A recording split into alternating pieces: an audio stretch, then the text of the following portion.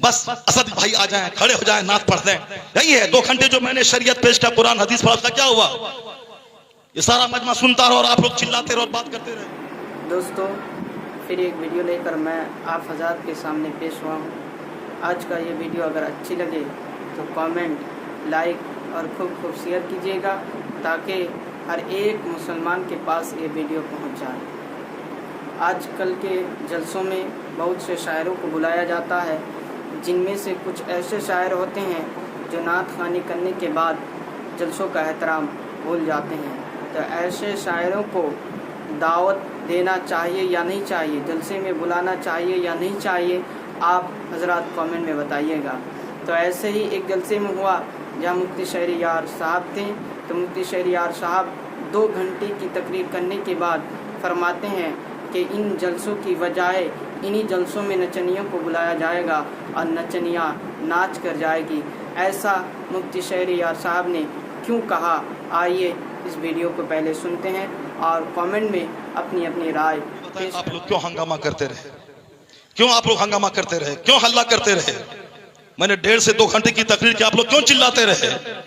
क्यों आपने स्टेज को बदनाम किया? ये हजारों लोग बैठे हुए सब देख रहे हैं कि आप लोग बातचीत कर रहे हैं, मोबाइल चला रहे हैं। आप लोग इंजन हैं, आपको देख के वो पैरवी करते हैं।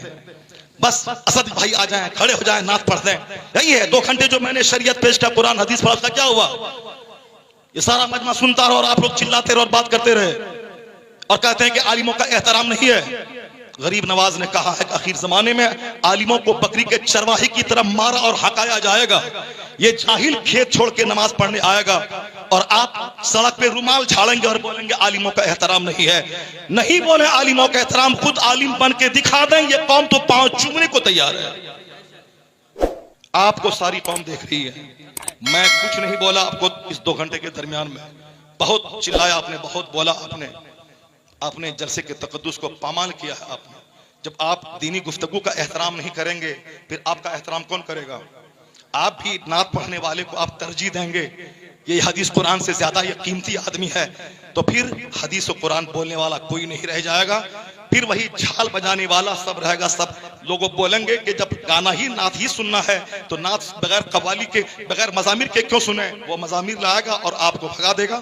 कव्वाली यहाँ होगी, कुछ दिन के बाद कव्वाली हटा दी जाएगी और बंबई से नाचने वाली लड़की आएगी, बोलेगा आप कव्वाली में मजा नहीं रहा, लड़की आएगी तब। इसीलिए उन दिनों से रोकने के लिए नात खानी 10% हो, 90% कुरान हदीस की बात होनी चाहिए।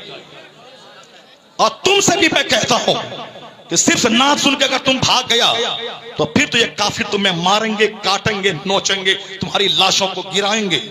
यही इस्लाम सिखाता है कि गाना गाएं। अगर तुम नात सुनने के बाद भागेगा, नात सुनना जरूरी नहीं है, कुरान सुनना जरूरी है, हदीस सुनना जरूरी है, बुजुर्गों की बात सुनना जरूरी है। और जो जरूरी है उसको बोलेगा जल्दी से खत्म करें, जल्दी से असद भाई को लाएं, जल्दी से नात सुने, फिर वो होगा। यहाँ तकरीर नहीं होगी, बंबई से रंडी आएगी और नाचेगी, वो काम हो जाएगा। इसलिए बर वक्त उसको रोकना होगा, बंद करना होगा। पीलीभीत इलाके में यहाँ उर्स की मजलिस में शेख चिल्ली आया और वो तबला बजा के सिर्फ लतीफा सुना के हंसाता रहा। मैंने कहा इसके जिम्मेदार वो कॉमेडी बोलने वाला मौलवी है। जब तुम कॉमेडी बोलेगा तो पब्लिक तो बोलेगी तुझसे अच्छी कॉमेडी तो शेख चिल्ली करता है, इसीलिए शेख चिल्ली को बुलाया। जब तुम कुरान हदीस बोलेगा तो शेख चिल्ली नहीं आएंगे, कव्वाल नहीं आएंगे, पब्लिक भी सुनेगी। जो जरूरी है उसको जरूरी समझिए, जो गलत है उसको गलत समझिए। अल्लाह ताला जलसों का एहतराम करने